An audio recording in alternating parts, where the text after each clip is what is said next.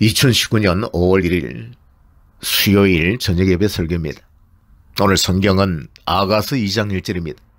제목은 사론의 수선화 골짜기의 백합화가 되어라. 사론의 수선화가 되고 골짜기의 백합화가 되라는 것입니다.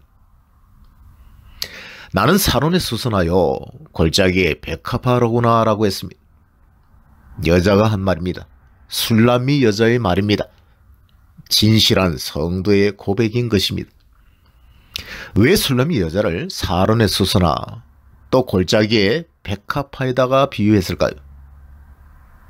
사론 지역은 팔레스타인 지역의 서부, 즉 지중해 동부 연안 지역의 욥바에서 북쪽 갈매산 지역에 이르는 거대한 평원지를 말합니다. 남북이 약 80km, 동서가 11km에 이르는 넓은 지역입니다. 거기 헤아릴 수 없이 많은 들풀이 자라나고 있습니다. 이런 넓은 지역에서 자라는 들풀은 아주 평범한 식물입니다.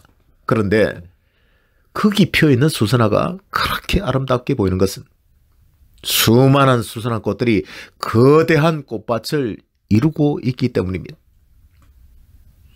한두 송이만 피어있다면 보잘것없습니다. 하찮은 존재에 불과합니다. 그러나 80km를 장관을 이룰 만큼 펼쳐져 있으니 눈길을 끌지 않을 수 없는 것입니다. 수천 수만 송이의 꽃들이 무리를 이루고 있을 때 그 모습은 정말로 참으로 아름다운 것입니다. 우리 성도와 교회도 그런 것입니다. 개개인 한 사람만 놓고 본다면 우리 성도가 뭐 그렇게 아름답게 보이겠습니까? 그러나 성도의 무리가 모여서 다 함께 하나님을 경배하고 함께 찬송하고 함께 기도할 때는 참으로 거룩하고 아름다운 것입니다. 그런데 우리는 자기를 드러내고 싶어 합니다. 자기 혼자 돋보이고 싶어 하는 허영심이 있습니다. 그래서 별종이 될 때가 있습니다. 결코 그런 모습이 아름답지 않음에도 불구하고 자기 잘난 멋에 자기만 두드러진 사람이 되고 싶어 합니다. 하나님은 그런 모습을 보고 싶어 하지 않는 것입니다. 그리고 골짜기의 백합화라고 했는데 이게 무슨 뜻입니까? 백합화는 레바논이나 팔레스타인 지역에서 자생하는 것으로 알려진 꽃입니다. 열왕기상 7장 19절이나 역대하 4장 5절에 보면 성전의 기둥과 물두멍에 장식하는 꽃으로 사용된 꽃이라고 기록되어 있습니다. 골짜기 백합화는 사론의 수선화와 달리 사람들이 찾지 않는 소외된 곳, 사람들이 찾지 않는 소외된 곳, 사람들의 주목을 받지 못하고 거기 가야만 볼 수 있는 꽃이고 그런 성도라고 볼 수 있습니다. 대부분의 사람들은 그런 곳에 가고 싶어 하지 않습니다. 관심과 사랑과 주목을 받고 싶어 하기 때문입니다. 골짜기는 찾아와 줄 사람도 거의 없고 화려한 곳도 아니고 활발하게 활동할 수 있는 그런 무대가 아닙니다. 그런데 왜 골짜기 있는 백합화가 아름답다는 것입니까? 그런 곳을 찾아오는 자들에게 향기를 토하고 아름다운 모습을 보여주고 있기 때문입니다. 하나님이 있게 하신 그 자리, 하나님께서 있게 하신 그 자리에서 자기의 소임을 다하고 있기 때문입니다. 사람들은 무관심하고 찾지 않고 높여주지 않을지라도 하나님께서는 자기 사명을 다하고 있는 그 모습을 아름답게 봐주시는 것입니다. 누가 사론의 수선화처럼 골짜기의 백합화처럼 살다 갔을까요? 사도 바울입니다. 바울은 자기를 드러내지 않고 성도 중에 가장 작은 자요 죄인 중에 괴수라고는 자신을 낮추고 겸손히 주님의 뒤를 따라갔습니다. 교회 중에 성도의 한 일원으로서 살다 갔습니다. 자랑할 것이 많이 있었음에도 불구하고 그는 오직 주님만 자랑하고 주님을 높였습니다. 그리고 많은 사람들이 다 자기를 버리고 떠나갔을 때에도 낙심치 아니하고 묵묵히 자기의 소명을 다하고 갔습니다. 그리고 마지막에는 외롭고 고독한 십자가를 지고 형장의 이슬로 사라져 갔습니다. 우리 주님께서는 그런 바울을 사랑하시고 인정해 주셨습니다. 천국에서도 멸류관을 씌워줄 줄을 믿습니다. 단체 사진을 찍다 보면 늘 중앙에 서기를 좋아하는 사람이 있습니다. 다른 사람들이 그 사람을 중앙에 세워주는 것이 아닌데 자기가 그 자리에 가서 서는 것입니다. 자기를 돋보이려고 말입니다. 언제나 자기가 주인공이 되고 싶은 것입니다. 그러나 그런 사람은 사람들도 싫어합니다. 겉으로는 내색을 안 해서 그렇지 속으로는 욕을 합니다. 우리는 언제나 우리 주님을 돋보이게 해야 됩니다. 사진의 주인공이 내가 되면 안 됩니다. 주인공이 될 만한 사람을 그 자리의 중앙에 세워야 합니다.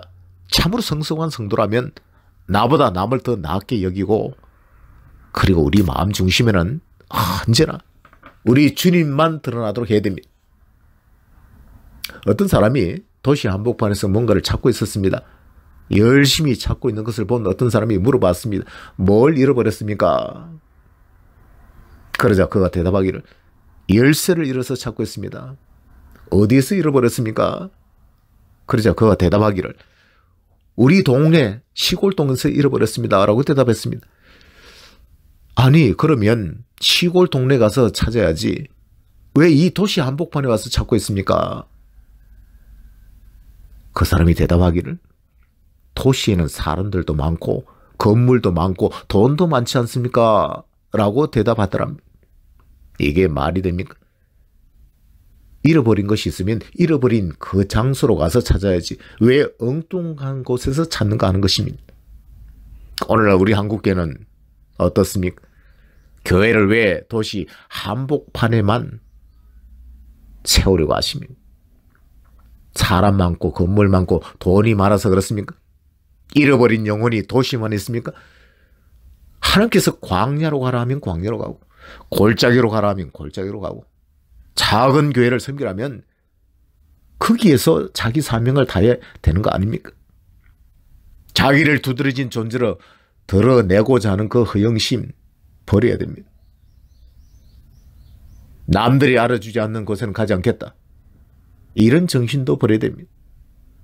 하나님께서 있게 하신 거기서, 하나님이 있게 하신 거기서 성도의 무리 중에 한 사람이 되고 아무도 알아주지 않을지라도 하나님이 알아주시면 된다.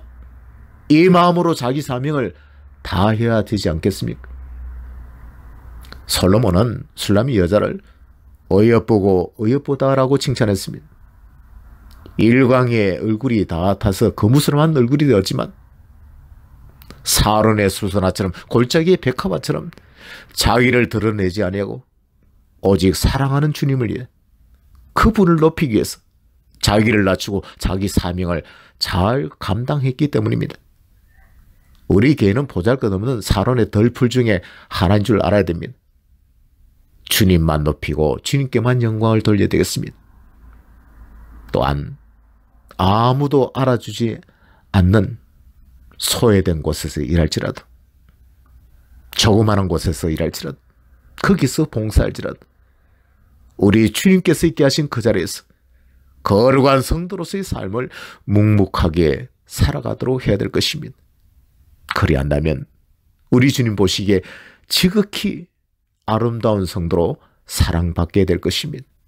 또 귀중하게 쓰임받는 귀한 존재가 될 줄을 믿습니다. 이런 복된 성도 되시기를 예수 그리스도의 이름으로 축원합니다. 아멘.